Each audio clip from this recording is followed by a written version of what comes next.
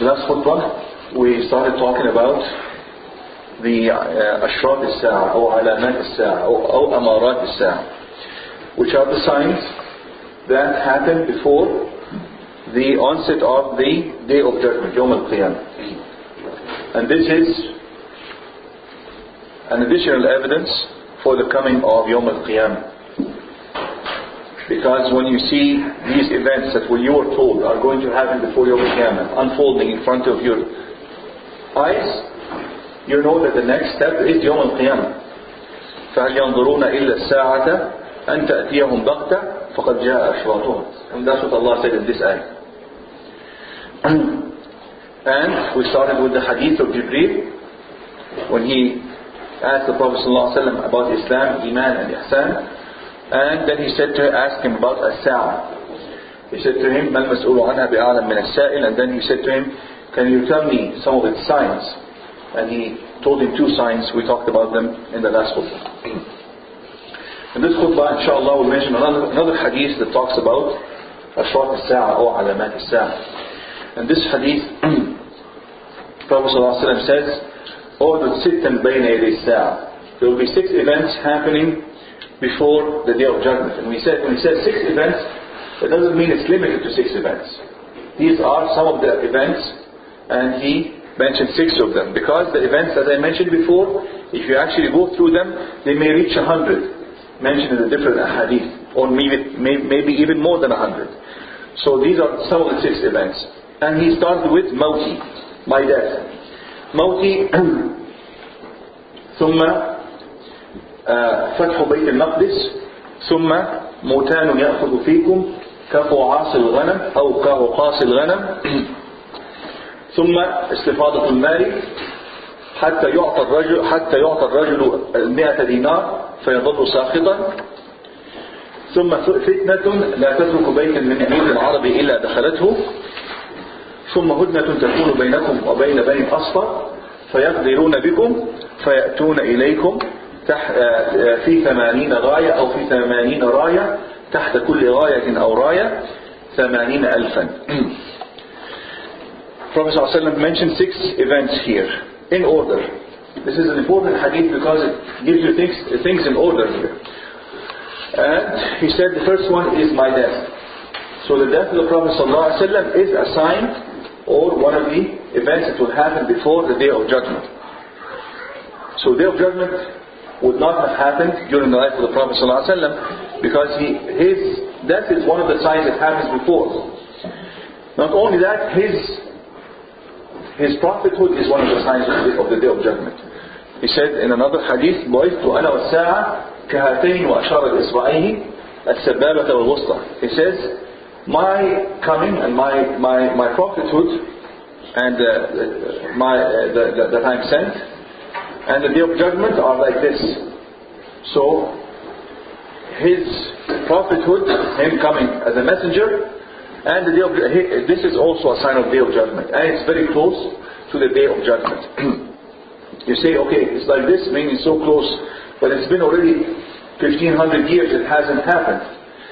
This closeness, the time period between them, only Allah subhanahu wa ta'ala knows how long it is. But what is left of this dunya compared to what has passed is much, much less. Prophet ﷺ one time saw the sun after Asr prayer coming very close to sunset. And he said to the Sahaba, ما بقي من عمر الدنيا إلا كما بقي من عمر أو مدة هذا اليوم حتى غروب الشمس أو كما قال صلى الله عليه وسلم. So he says what is left of this dunya, from the age of this dunya, is like what is left from this day. And the sun was just above the horizon almost at sunset. And indeed we know this. We know that this life has lasted for much, much longer. 1500 years is nothing compared to the life and age of this dunya, right? Nothing. So, but if you go by percentage wise, yes, بُعِثْتُ أَنَا وَالسَّاعَةِ كَهَاتَيْنِ. He is so close, his coming is so close, percentage wise, if you divide the time of this life, the whole dunya, to the time between his prophethood and the Day of Judgment, is very little. So that is one of the signs of Day of Judgment. And then he says, فَتْحُ بَيْتِ الْمَقْدِسِ, then that you will control Bayt al-Maqdis, and you will conquer Bayt al-Maqdis, and you will possess the control and authority over Bayt al-Maqdis. فَتْحُ بَيْتِ الْمَقْدِس. This happened at the time of Umar ibn Khattab radiallahu ta'ala anhu. He went to, and it was at that time controlled by Christians, not Jews. فَتْحُ بَيْتِ الْمَقْدِس, Palestine, and Quds. He went there, and without a fight, they actually just delivered the keys. Why? Because he's already conquered everything around it. There was no point in fighting anymore. He has already conquered Persia. Umar ibn Khattab in his time, he already conquered Persia, and he conquered most of the Roman Empire. So there was no point in them putting up a fight. So he came, actually, he went to Bayt al-Maqdis to receive the keys, and he was riding a donkey. Him and Abu Ubaidah ibn al-Jarrah, and they were alternating. He would ride a little bit, and Abu Ubaidah would walk, and then he would walk, and Abu Ubaidah would ride. And then Abu Ubaidah ibn al-Jarrah, before they entered Al-Quds, he said to him, Ya Amir al-Mu'mineen, he says, you're going to meet the authority, the big people in the church, the Christian church at the time, in the Roman Empire. If you, for instance, go and change your clothes and maybe come with when they could go in a parade or something like this. So he didn't think it was suitable for Umar al-Khattab to go and meet these big people riding a donkey in his normal clothes that he's been traveling from Medina all the way up to there. He said to him, this is when he said to him, نحن قوم أعزنا الله بهذا الدين ومهما ابتغينا العزة في غيره أذلنا الله.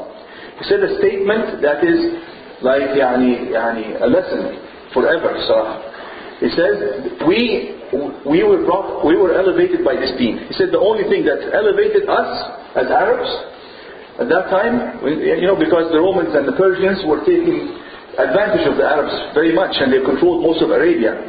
But how did they manage to be elevated above them, above these other nations? By this deen, right? He says we were nothing before this deen, and we were only elevated by this deen. He says if we seek honor and strength in anything else, Allah subhanahu wa ta'ala will bring us down. Subhanallah. And this is in fact happening. If we try to compete with other nations just in technology, or just in military power, or just in wealth, we will still go down. As long as the deen is not there. If the deen is there, everything else will be okay. We will still be elevated. If our deen is strong, Allah subhanahu wa ta'ala will make other aspects of our life strong, and we would be elevated above other nations. But if we, for instance, become the richest in the world, and we for instance, become the most advanced in the military and the most advanced in technology, but we neglect the deen, it will still not work for us. This is our qadr. Every nation or every class of human beings, Allah subhanahu wa ta'ala treats them with certain sunan, with certain laws. The law that applies to us as Muslims is that deen has to be in our life for us to live a respectful and honorable life. If we as Muslims neglect the deen, no matter how rich we become or how strong we become in worldly affairs, we still cannot compete with other nations. And this explains to us our situation these days. Money, we have money. Manpower, we have manpower. Brains and intellect, Muslims have the biggest or the most smart people in the world and highest educated people in the world. But we still are the weakest people in the world. Subhanallah. Why? Because deen is not there. نحن قوم أعزنا الله بهذا الدين وما ابتغينا العزة بغيره أذلنا الله. And it is Allah's doing. Regardless of how much we try, we will not get there without deen. ومهما ابتغينا العزة في غيره أذلنا الله. This is the sunnah that applies to us. And Umar al-Khattab would not say this out of his own. He wouldn't make something like this up. This is a man who lived with the Prophet ﷺ for many years. And he was with him day and night. Whatever these people say, this is what they understood from their long suhbah with the Prophet ﷺ. Umar al-Khattab, when he was dying, and he was so afraid and nervous, he was going to meet Allah subhanahu wa ta'ala. It's a big thing. And he was crying, and somebody said to him, take it easy, Amir al-Mu'mineen.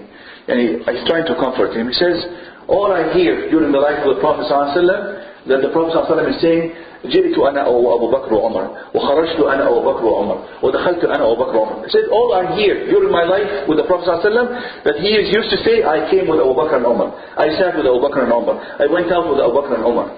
So he's showing him how much he was so close to the Prophet ﷺ, right? So this is a man who lived with the Prophet ﷺ so closely like this. And this is what he says. And also we are commanded to follow the guidance of these people.